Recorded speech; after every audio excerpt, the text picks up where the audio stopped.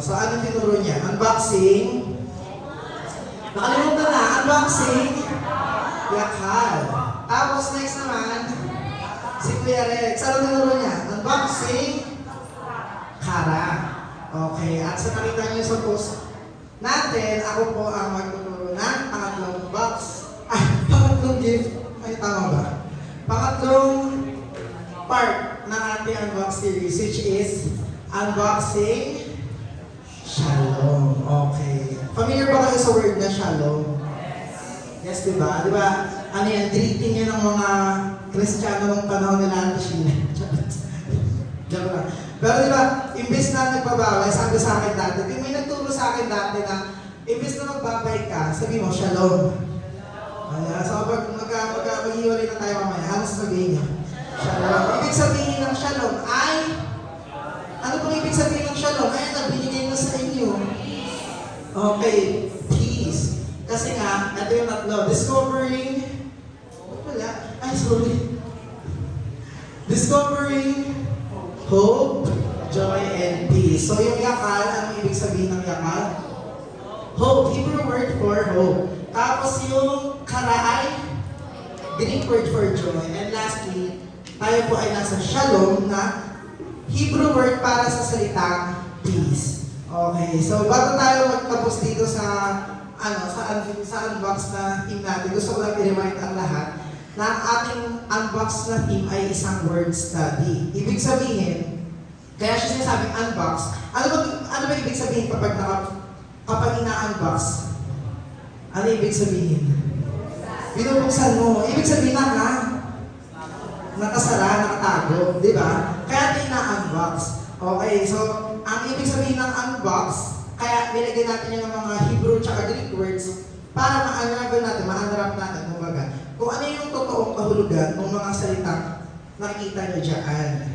Nag-guess niyo mo ba yun? Sana nag-guess niyo yun, ha? Nakatatlong na tayo, Fridays na tayo, na ayan pinag-aaralan. So sana nag-guess niyo yun, na ayan ang ginagawa natin dito sa unbox. Tayo, nag-word study. Okay, titingnan natin yung mga salita. And move forward na tayo sa ating word for today, which is shalom. Ang ibig sabihin ay peace. So bago tayo mag-start, may gagawin tayo.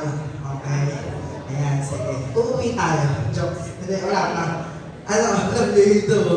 Okay, ito. Sasagutin natin to. Katanungan na to. Okay, basahin nga sabay-sabay. 1, 2, 3, go! Okay, thank you.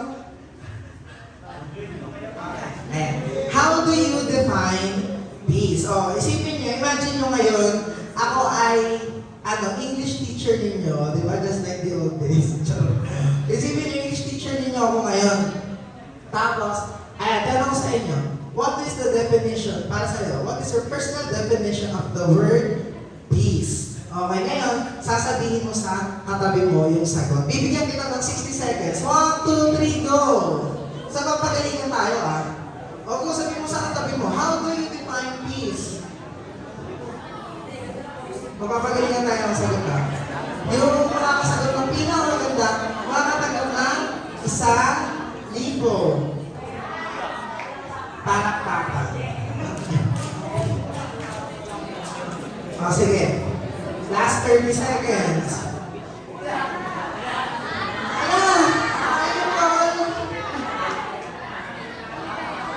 Wala. Bawal yun. Nandun. Bawal yun. Sige. Last 20 seconds. Tapos na? Tapos na ba? Sige. Sino gusto mag-recite? Teacher na ako ngayon Sino gusto mag-recite? Kapag walang nag-recite, tatawagin ko na lang kayo. Si Kuya, si Ate Aliana, sagot ni Jacqueline yung sasabihin mo. Sige, ano daw yun? Katahimikan daw. Palagpanan nila na sumagot ng katahimikan. Pero pala, joke lang. Pwede, tama. May sumagot ba ang iba pang sumagot ng katahimikan? Wala na, okay na. Ano sumagot ng iba? Kasi magkatawag ako. Ha? Tawagin natin si Kuya Sherry. Dahil birthday niya ngayon. Happy birthday! Okay, Sherry. Anong sagot niya?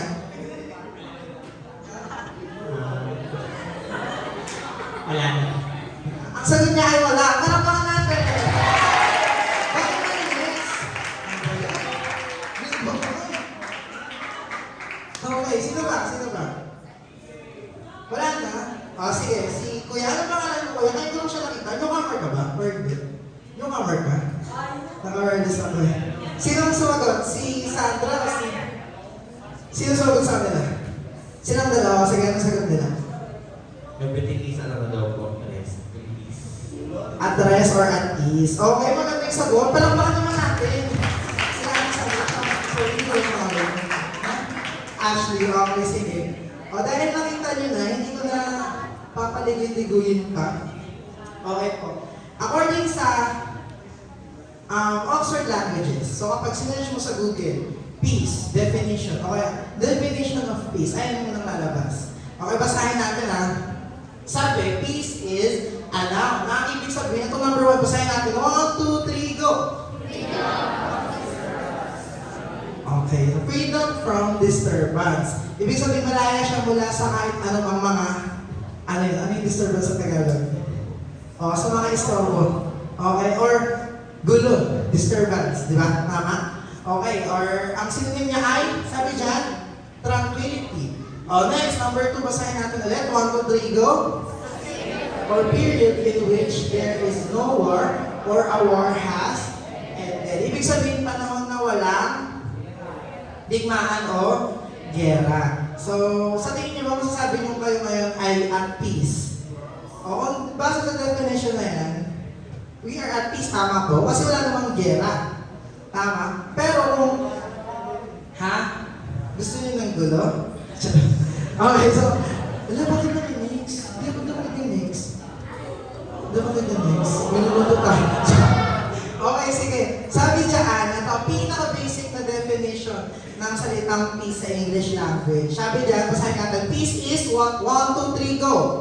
The absence of conflict. Ibig sabihin, yun nga, walang gulo, walang problema. Okay, walang nagkakagulo sa labas, walang nag-aaway ng magulang. Gets? Ayun yung ibig sabihin na peace. Okay? Base dyan. Pero, ang ginagawa nga natin dito sa Unbox ay tinitingnan natin kung ano yung malalim na kahulugan ng mga salitang ito according saan kaya? According sa Bible. Kaya tayo gumagamit ng mga biblical words. And sabi dito, biblical peace is more than just the absence of conflict, but the presence of something better in its place. So hindi lang siya kawalan ng kaguluhan. Sabi diyan, it is the presence of something better in its place. Okay, alamin natin kung ano yan ngayong gabi. Excited na ba kayo? Di ba? Saya ko magturo. Paborito niyo na ako ha. Okay, sige, tingnan natin. Ito yung dalawang biblical words for peace sa sa Greek and Hebrew Bible. So dito muna tayo sa una. Ayan ay ang sa Old Testament na, anong language ng Old Testament, mga kabataan? Ha? Oh, Hebrew. O, ito. Basahin natin 1, 2, 3, go. Shalom. Ayan yung na-unbox natin.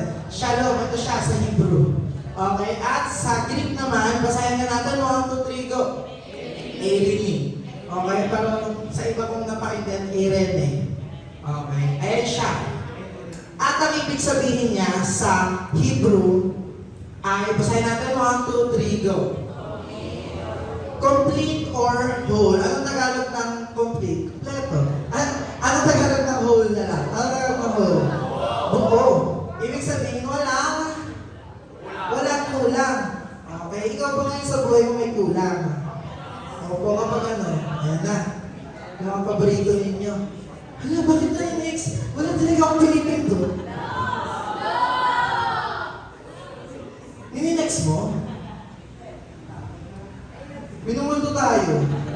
Nini-next. Ano tuloy? Nag-i-square yung turo ko. Ayaw ko na. Okay, sige. Sabi dyan, ang Hebrew definition ng shalom ay complete or whole. So yung mga translators ng Bible, tinranslate nila yung shalom as peace. Pero ang totoo niyang kahulugan, ulitin nga natin, ay ang totoo niyang kahulugan, 1, 2, 3, go. Complete or whole. Buo. Kompleto. Sa Tagalog, ganap. Okay? Sa ibang salin, perfecto. Okay. So ayun yung ibig sabihin ng shalom.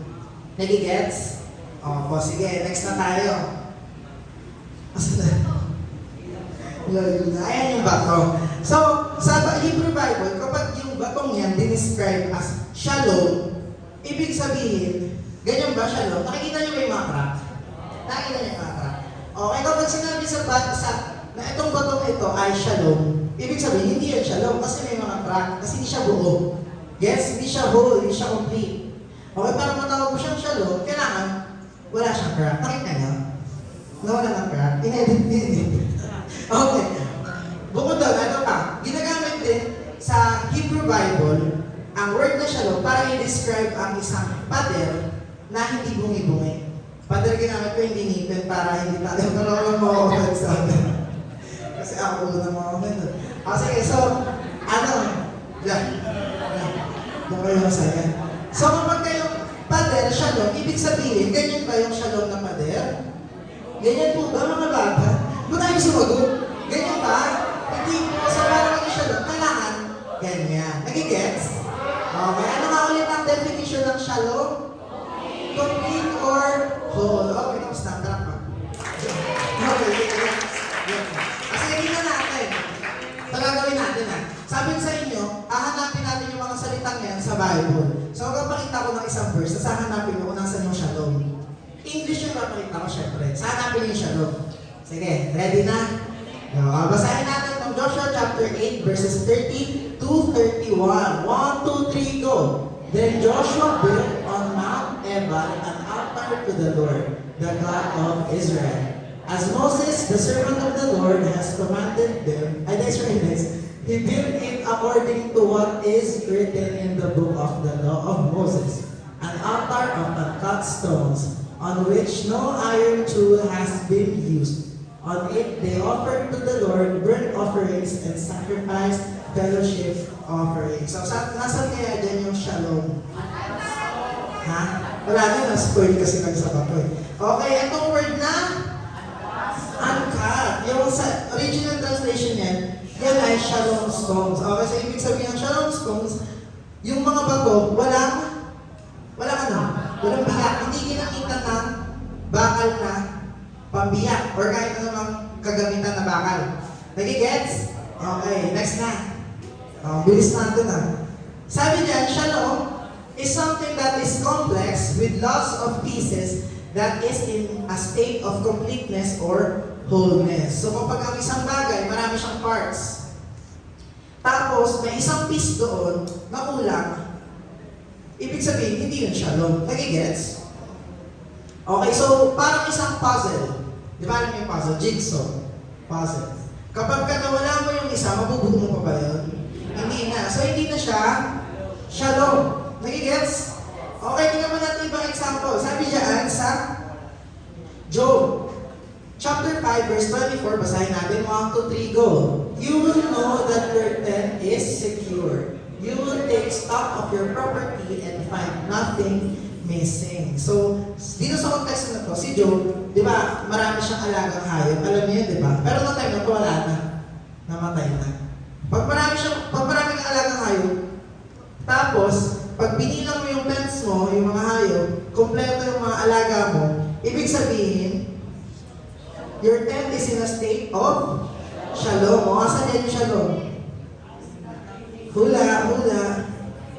Okay, yung word na, secure, sabi your tent is in a state of shalom. Malalaman mo na yung tent mo is in a state of shalom kapag yung mga alaga mo, kompleto. Nagigets? Nagigets? Okay, sige, next. Ito pa, sa 1 Samuel chapter 17 verse 22, basahin natin. 1, 2, 3, go. David left his things with the man in charge of supplies and ran up to the battle line to ask his brothers if they were well. Okay, so sa example naman na to, kaninang mga example natin, mga bagay, di ba? Yung kompleto dapat. Yung shalom, ginagamit din siya to describe the well-being of a person. Okay? Kung okay ka ba? Okay ba kayo? Okay, naalala niyo ba yung story na to? Kay David, naalala niyo yan? Anong nangyari nung time na yan? Siyempre, hindi niyo na maalala. Pero nung time na yan, di ba bunso si David? Tama? Tapos, anong trabaho niya? Isa siyang pastor, tagapangalaga ng mga tupa. Si mga kuya niya, yung, makikidigma. Anong time na yung hinidigma sa mga Pilisteo, tapos mahigapit nagkangalang gulayat na galing sa gat na gusto silang sa ube. Kasi, wala kaya po. Okay lang. Alam niyo naman natin eh, either way. Pero yun nga, nung time na yan, kaya sayang. Yung time na yan, pinuntahan niya yung mga kapuya niya. Dinala niya ng pagkain yan eh. Ay, ng kagamitan. Tapos, tinanong niya sila, okay ba kayo? Okay pa ba kayo? Tinanong niya sila tungkol sa kanila. Shalom. Okay na, nakita niyo na eh. Tinanong nila kung okay ba sila. Nagigess, kayo ba ay whole, complete? Kayo ba ay peaceful? Kumbaga, kayo ba ay in a state of shalom? Ayun yung bago siya magpresenta na ako na lang makikipaglaban. Naalala niyo? Hindi. Okay, sige, next. Okay, sabi niya, the more idea is that life is complex. O, katulad ng mga pinakita natin kanina, maraming mga piraso. Binubuo ng maraming piraso. Ganun din ang buhay. Sabi niya, full of moving parts and relationships and situations. When any of this is out of alignment or missing, sabi, your shalom breaks down. Life is no longer whole. So kapag yung buhay mo nagkaroon ng kulang, nawawalan ka na shalom. Sabi, life is no longer whole. Ano kailangan gawin? Kailangan i-shalom. Uy, galing nyo dun. Parang. Okay. Kailangan i-restore. Okay? Kailangan ulit kumpletuhin. Nagigets nyo? Okay, ito. Katulad na sabi ko kanina, ang ibig sabihin ng shalom, pwede mo siyang sabihin sa English translation ng perfect or ganap. Kasi nga, walang kulang, walang mali. Nagigets nyo ba yun? Okay, so pag sinabi mong shalom, perfect yun. Okay? Pero dahil nga, bakit naninix? Bakit naninix? Nalulungkot ako.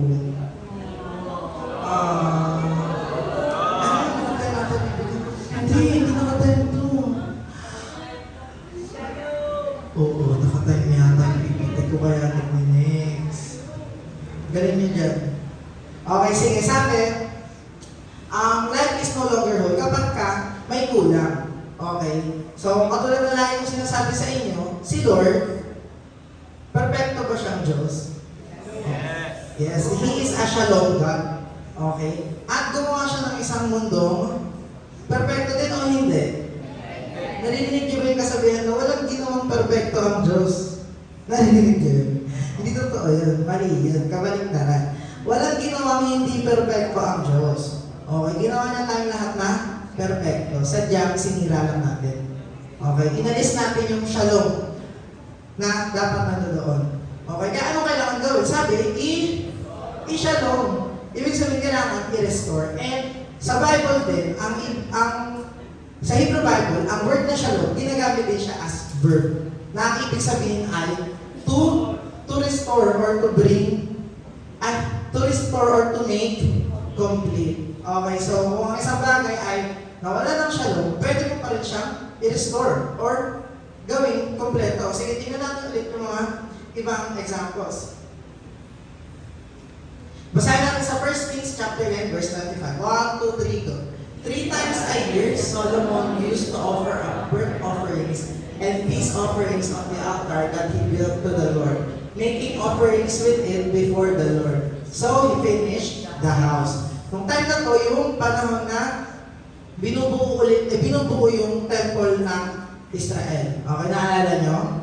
Okay, nung bagong hari pa lang si King Solomon, siya yung tumapos ng temple. So, sa inyo, nasan dyan yung shalom? Ha? Okay. Shalom the house. Kasi nga nandito tayo sa verb. So, sabi dyan, yung temple na hindi buo, hindi kompleto, anong ginawa ni King Solomon? Ginawa niya shalom. Okay? Yung temple of the Lord. Okay, another example. Exodus chapter 22 verse 5. 1, 2, 3, go. If anyone grazes their livestock in a field or vineyard and lets them stray and they graze in someone else's field, the offender must make restitution from the best of their own field or vineyard. Okay, so ito naman, sa Exodus, ito ay mga batas. Okay, isa to sa mga batas na kailangan nilang sundin. Sabi diyan, kapag daw yung alaga mo, ano nangyari dun sa alaga niya? Hindi niya na-gets. Ano yung sabihin ng ano graces or livestock na pinabigay niya last two and they graces sa mga saswi? Kapag yung alaga mo, pinakawalan mo. Bakit mo pinakawalan? Eh, papakainin mo eh. Tapos ano nangyari dun sa alaga? Pumunta sa ibang field, sa ibang vineyard, tapos kinain niya yung tanim ng kapitbahay mo. Nagigets? O ano gagawin mo? Kailangan mo ay, next na, wala na. Okay, kailangan mo bumawi. Okay, kailangan mo pay back. Sabi niya, you need to make restitution. Ayun. Make restitution from the best of your own field or vineyard. So, kung nakain niya yung ubas ng kapitbahay mo, kailangan yung pinakamaganda mong ubas, ano gagawin mo? Ibibigay mo doon sa kapitbahay mo para pati na kayo. Gets? Okay, next. Ayan na, nakita niyo na yan. Okay, ito yung verse of siya, no? Sabi niya, to take what is missing and restore it to wholeness. Okay, madali lang, di ba? Okay, sige. Punta tayo sa Proverbs 16, chapter 7. Basahin natin. 1, 2, 3, go. When a man's ways please the Lord, He makes even his enemies to be at peace with him. Sabihin niyo, saan dyan yung shalom?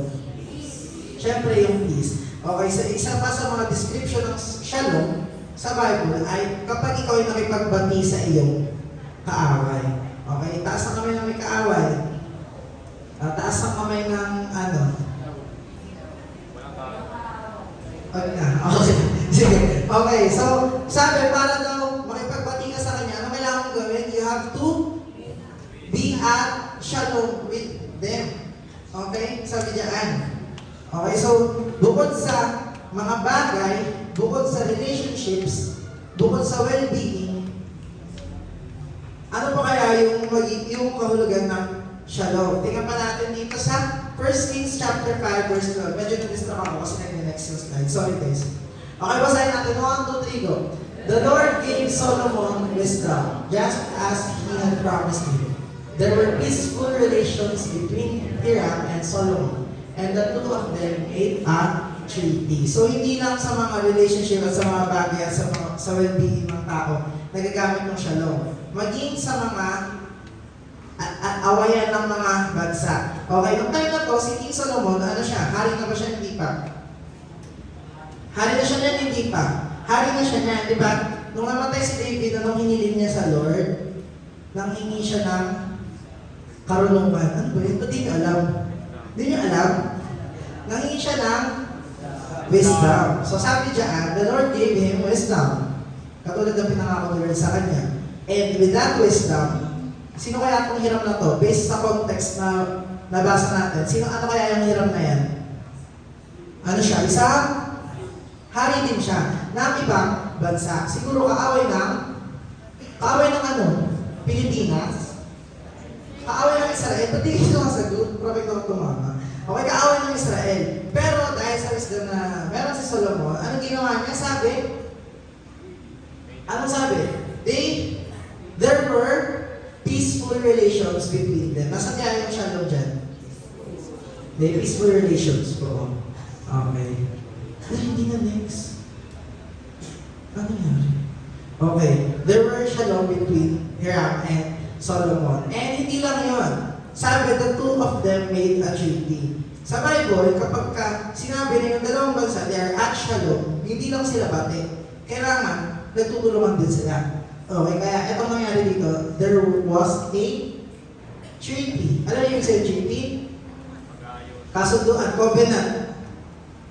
Alam yung Treaty of Paris? Hindi na. Okay lang yan? Okay, sige. Next, 2 Samuel, chapter 3, verse 21. Basahin natin, 1, 2, 3, go. Basahin niyo, 1, 2, 3, go.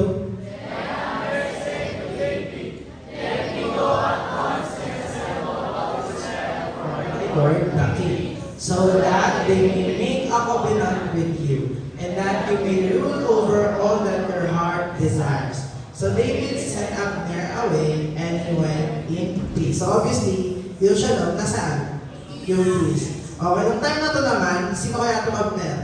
Itong si Abner ay isa sa mga descendant or alipin ng house ni Saul, ni King Saul. Kailan si King Saul? Sino siya? Unang hari ng Israel. Pangilan si David?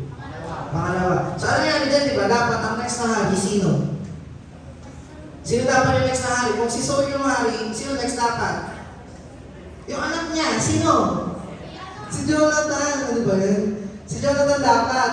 Pero, sinong inanoint ni Samuel? Sinong gusto ni Lord na maging hari?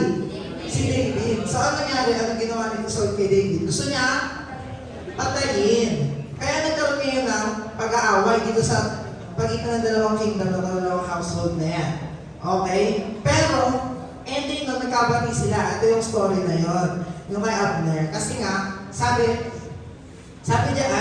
ni Abner kay David, ayan, let me go at once and establish share for my Lord. So, kinilala niya si David as their king. Okay? As kanyang hari. O bilang under the house ni Saul, ibig sabihin, pati na sila. Kaya sabi diyan, David sent Abner away and he went in peace. Inalis niyo ba yung ano? Yung nagnenext? Sana inalis niyo. Okay, sige, next. Mali. Ginawa niyong faith. Huwag niyong gawing faith. Ginawa niyong faith. Ginawa niyong worth. Masigla na. Okay lang yan. Sabi diyan, the state of Shalom is what Israel's kings were supposed to cultivate. But it rarely happened. Alam niyo ba ilang hari nagkaroon ng Israel at Judah? Alam niyo? Hindi. Ako din. Ako din hindi ko rin alam. Pero marami kaya? Marami. Sobrang daming hari nagdaan na ang goal kailangan mag-make Shalom with other countries. Okay. Pero nangyari ba yun? Hindi po, di ba nagkadaletse-letse ang buhay ng bayan ng Israel.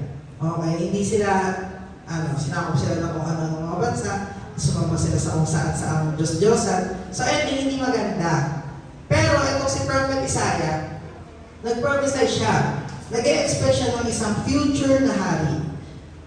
Sabi diyan, sabi ni Prophet Isaiah, 1, 2, 3, go! For to us a child is born. To us a son is given, and the government shall be upon his shoulder, and his name shall be called Wonderful Counselor, Mighty God, Everlasting Father, Prince of Shalom. Shalom na pala. Peace din kanina eh. Okay, sige. So, etong verse na familiar sa inyo. Tama? Tama. So, kahit nung walang matinong hari, walang hari na nagdala ng totoong Shalom sa bayan ng Israel, etong si Prophet Isaiah, he held on to this prophecy niya. Na sinabi sa kanya ni Lord, na darating ang isang araw, may darating na isang bata, may papanganak na isang bata, isang anak na lalaki. Sabi diyan, he will be the Prince of Peace, Prince of Shalom. Sabi pa diyan, hindi pa tapos. Sabi sa verse 7, of the increase of his government and of Shalom, there will be no end. Ang ihahatid niya sa atin ay isang Shalom na walang katapusan. Okay? Itong hari na to, hindi lang siya Prince of Peace. Ang ihahatid niya sa atin ay kapayapaang walang katapusan. Sabi niya, on the throne of David and over his kingdom, to establish it and to uphold it with justice and with righteousness from this time forth and forevermore. So tingin niyo darating kaya yung hari na yan? Siyempre, alam na natin, sa isang gabi, pinanganak si Jesus. Okay, so, ayan. Sabi dito, nung pinanganak si Jesus, may mga dumating na mga anghel. Turo niyo may anghel. Okay, mga dumating na anghel, at sumigaw sila, sabi, papuri sa taas-taas na, nagpapayapaan sa, di ba, naalala niyo? Basahin natin yung Luke chapter 2, verse 24, 1, 2, 3, go! Glory to God in the highest, and on earth peace among those with whom He is pleased. Okay, pumasok ulit yung word na peace, pero this time hindi na shalom. Ano na? New Testament na eh. Eirene. Okay, so yung shalom ng New Testament, naging eirene. At hindi lang dumating, pinanganak Okay? Sabi dito, ano tumuloy? Kasi na-fade na kasi. Okay lang eh. Pero ayan yan. Irene. Okay?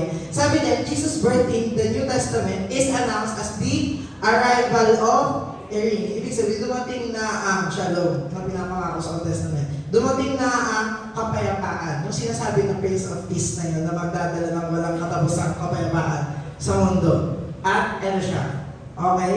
At nung lumaki si Jesus, napatunayan niya yun sa kanyang buhay. Pero bago, sabi niya, Jesus' birth is the New Testament marks the new beginning of a time when God would make a covenant of shalom with His people, make right all wrongs and heal all that is broken. Okay, so sabi natin, ginawa tayo ni Lord na shalom, na perfecto. Okay, naganap, buo, walang kulang. Pero, sinira natin yun. Okay, healed yung shalom na yun dahil sa ating kasalanan. Okay, pero dumating si Jesus at sabi dyan, it marked the beginning of a time when God would make a covenant of shalom with His people. Magkakaroon ngayon ng isang kasunduan sa mga tao ng Diyos, okay? People of God, na gagawin tama ang lahat ng mali at ihil lahat ng nasira. Okay, so ibabalik yung shalom na nawala. Yung perfection na nawala, ibabalik sa pamamagitan nitong batang ito. Nagigets niyo po? Nagigets po ba? Okay, sige, tingnan natin nung lumaki na si Jesus. Anong mensahe ang kanyang sinasabi sa atin? Basahin po natin sa Juan, Tagalog na. Juan 14 verse 27. 1, 2, 3, go. Kapayapaan ang iniiwan ko sa inyo. Ang aking kapayapaan ang ibinibigay ko sa inyo. Hindi ito katulad ng kapayapaan ibinibigay ng mundo. Huwag mapagabag ang inyong kalooban at huwag kayong matakot. So sabi ni Jesus, ano daw iniiwan niya sa atin? Irene. Okay, Irene yun. Ang kanyang Irene, kapayapaan ko ang pinibigay ko sa inyo. Sabi sa Pinay version. At sabi doon, ano daw klase ng kapayapaan nyo? 1, 2, 3, go. Hindi ito katulad na kapayapaan ibinibigay na mundo. So yung kung sa tingin mo ng kapayapaan, may kapayapaan ka nga hanapin sa mundo or sa someone, hindi daw ganon. Okay? So, ang binibigay na kapayapaan ni Jesus ay okay. Ayun, yung Irene. Yung tunay na Irene na dumaan ang napakaraming taon bago natupad. Okay? Ayun yung kapayapaan na gusto niyang ibigay sa atin. Nagigis niyo po ba yun? Okay, let's continue. Sabi dyan sa Romans chapter 5 verse 1, sabi yan ni Apostle Paul, yung mga nag-follow kay Jesus, ito yung sinasabi nila. 1, 2, 3, go. Therefore, since we have been justified through faith, we have peace with God through our Lord Jesus Christ. Nag-guess po ba yung verse? Medyo mahirap mag-guess kasi malalim tama. Often na-overlook talaga yung verse na yan.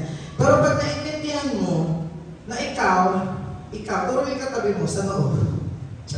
Ayan, yung katabi mo, dati ang kaaway ng Diyos. Kaaway ka ng Diyos dati.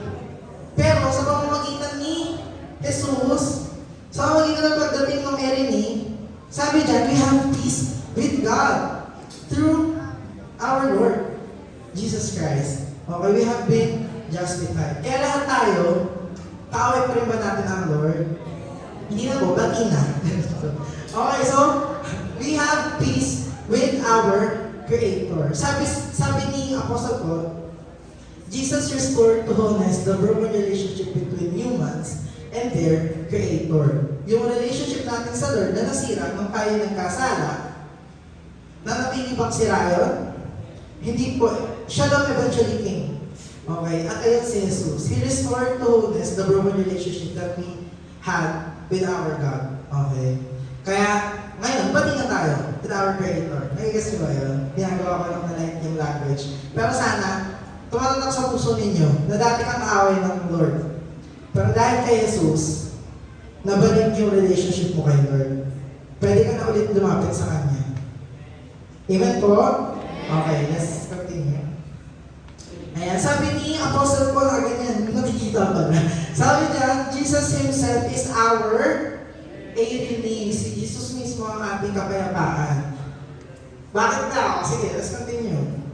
Sabi niya, He was the whole complete human. Siya yung shalom na tao that we are made to be but have failed to be. Ginawa tayong shalom ni Lord, tama. Ginawa niya tayong perfect. But we failed to be perfect. So, sino yung dumating para maging perfecto para sa atin? Si Jesus. Okay, so yung trabaho ni Jesus hindi nag-stop nung pinanganak siya sa sabsaban. Okay, kinailangan niya rin mamuhay ng isang buhay na perfecto. Walang kasalanan. At bukod doon, kinailangan niya mamatay. Para ipakita sa atin na tayo dapat yun. Dapat tayo perfectong nilikha ng Lord na hindi natin nagawa. We failed to be the whole complete human that Jesus is. Nagkasya ko ba yan, mga kabataan? Ayan. And, ayun. Sige, let's continue. Now, He gives us His life as a gift. So, yung buhay ng Prince of Peace na yun, binibigay ngayon sa atin bilang isang regalo. And we are now called to create peace. Kung paano si Jesus nagpakalat, naghatid ng kapayapaan sa mundo, ganun din yung kailangan natin gawin bilang kanyang mga tagasunod. Anong ginawa ng mga followers ni Jesus? Sabi diyan ni Apostle Paul sa Ephesians chapter 4 verse 2 to 3. Ito ay Pinay version. 1 to 3 go. Lagi kayong maging humble, mabait, at matyaga. Pagpasensyahan ninyo ang isa't isa para ipakita ang pagmamahal niyo. Gawin niyo ang best niyo para hindi mawala ang unity na binibigay ng Holy Spirit sa tulong ng irony na naglalapit sa inyo sa isa't isa. So, ayan yung mga ginagawa ng mga followers ni Jesus. Sa pamamagitan ng kapayapaan natin sa atin ng Holy Spirit, sabi niya, tayo ay nagiging humble, nagiging mabait, nagiging matyaga, nagiging mapagpasensya sa isa't isa. At sabi niya, we are united. Amen po? Amen. So, hindi lang yung relationship natin with our Creator yung na-restore. Yung relationship natin sa isa't isa bilang mga magkakapatid. Amen po? Amen. Nakabahan ako. Okay. Colossians chapter 3 verse 15. Hindi ko kasi alam paano i-end kasi wala akong conclusion. Okay, basahin natin. 1, 2, 3, go. Hayaan niyo ang irony na binibigay ni Christ ang mag-guide sa mga desisyon na gagawin ninyo. Kasi tinawag kayo ng Diyos para sa irony na ito.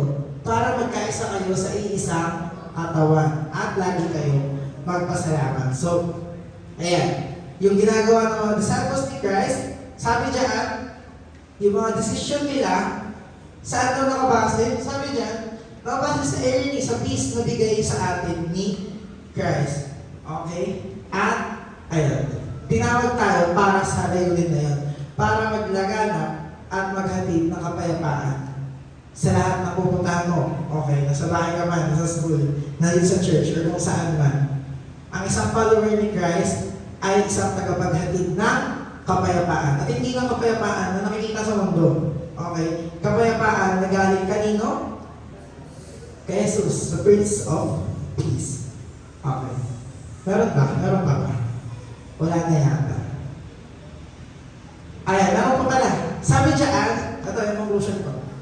Sa Colossians chapter 1, verse 19 to 20, ito yung nagsasum up. Ito yung verse na nagsasum up na po ang mensahe ko sa inyo ngayong gabi.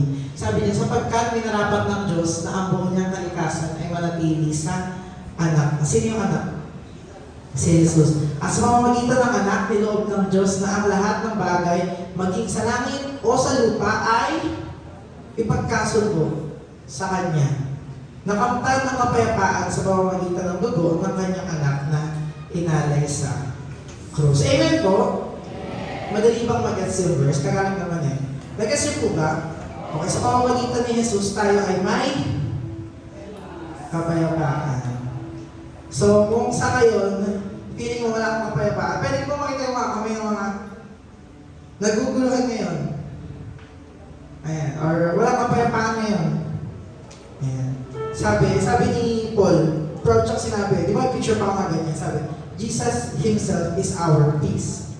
Siya ang ating kapayapaan. Siya ang ating irony, ang ating shalom.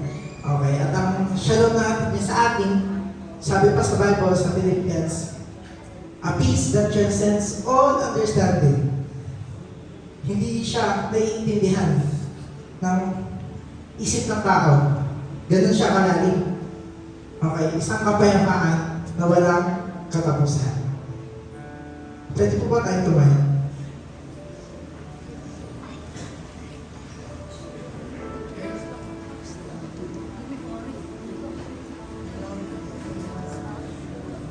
Naintindihan niyo po ba yung tinuro ko? Amen po. Okay. Ayun po yung last natin na message sa worship night natin ngayong 2024. At ayun ito po sa kapayapaan. So, yung kapayapaan na yan,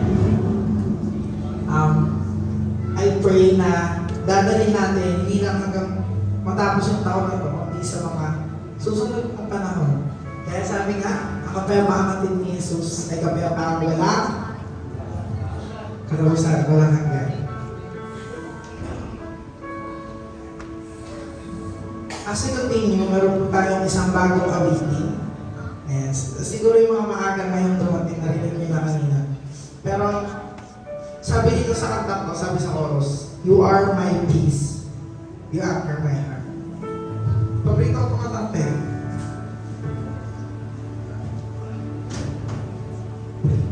Kaya ano, sana makasabihin nyo, kahit na bago siya.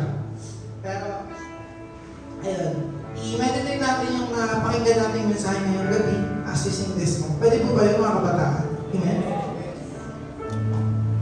Kung hindi nyo pa masyadong masabihan, okay lang tayo.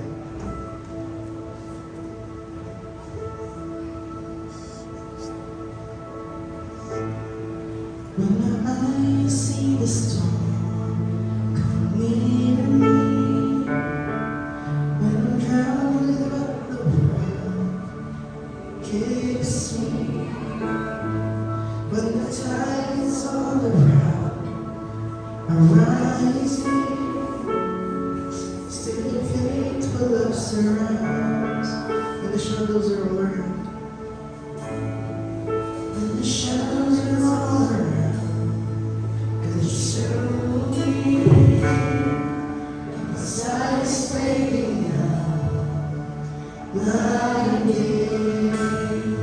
You remind me of your soul, your sound, oh my soul is ecstasy. You command the winds to fade. Sing our heart with your embrace. You are my peace, you calm my heart. You won't let go, your love holds me down. Jesus, I adore. Your joy comes true, your praise surrounds. I will not fear, my strength is your love. Jesus, I adore. Before I continue this song, so let me share. The first time I heard this song, sobrang akong walang peace. Sabi dito sa verse, when the shadows are all around, consuming. Yung mga panahon sa buhay natin na parang ang gulo-gulo ng mundo. The tides are high. Madilim, wala tayong makita. Wala kapayapaan. Pero sabi, He commands the winds to fade. And He still our hearts with His embrace. Join me as we sing once again the first verse of the song. Yes. With my eyes see the storm come near me, when I'm drowning on the world gives me, when the shadows all around are rising, still faithful love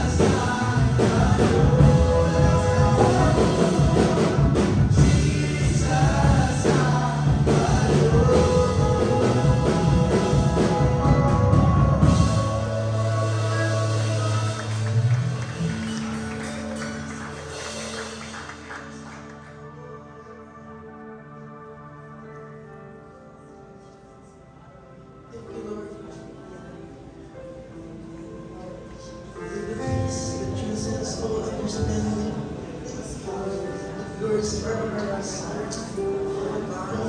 Ano ang magagawan? Ang meron sa isip at susunod sa pagkakalas ko sa pray ko ngayong gabi.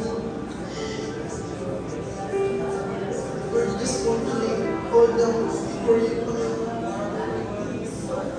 I just want to experience your peace. Kapayapaan na nasa ako, Jesus.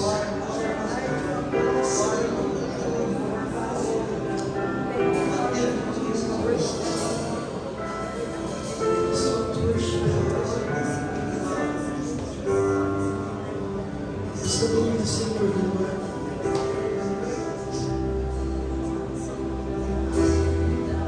Please declare that He alone deserves all glory, praise, and honor.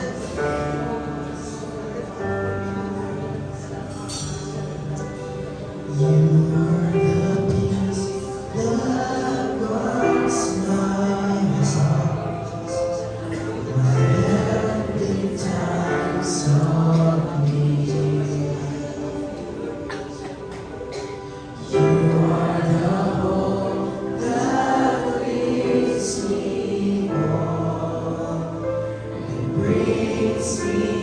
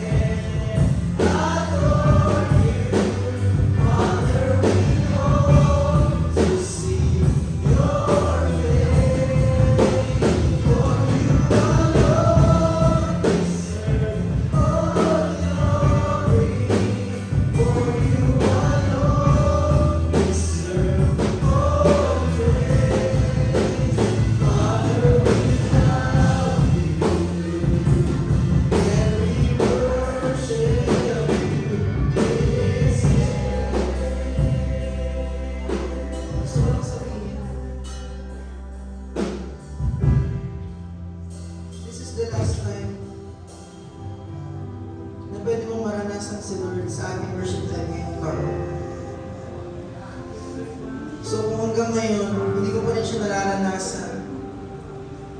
Hindi ko pa siya nakakatanto. Please, huwag mong sayangin yung chance, yung opportunity na makatagpo siya ngayong gabi.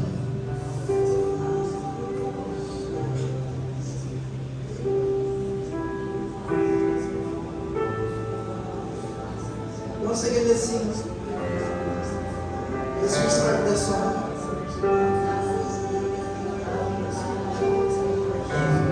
The peace that guards my heart. Come on, you. Every time softly. Tataas niyo po ngayon sa worship. This is the time.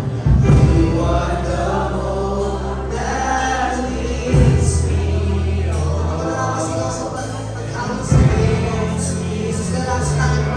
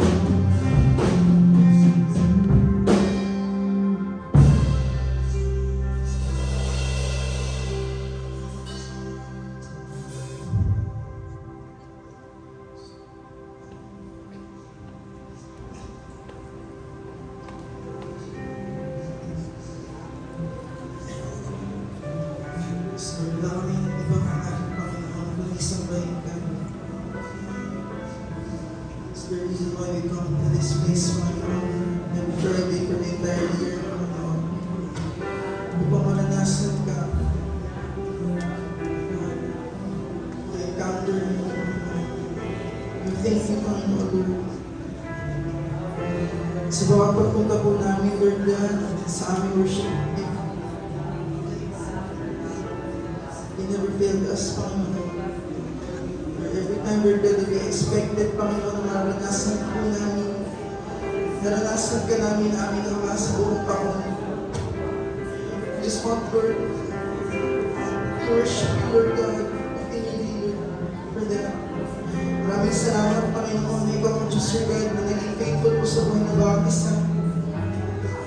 Ikaw ang Diyos, Panginoon, aming Ama. Lord, na nag-provide sa bawat isa. Patuloy po ang aming Ama sa mga po sa amin. And Lord, as we end, Panginoon, ang aming worship night sa taong 2024, aalis kami sa lugar na ito na may kapayapaan nagmumula sa iyo.